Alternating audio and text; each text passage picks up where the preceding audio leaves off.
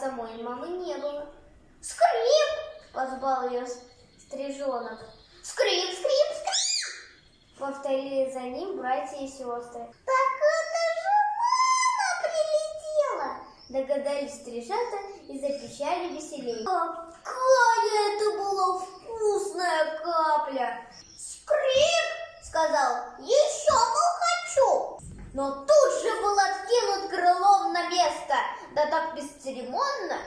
Обидно! Примолк стрижонок Скрип, рассердился на маму-стрижиху и братьев с сестрами, которые тоже, оказывается, хотели есть. Мама-стрижиха так долбанула, ее не рожала пиш-писком.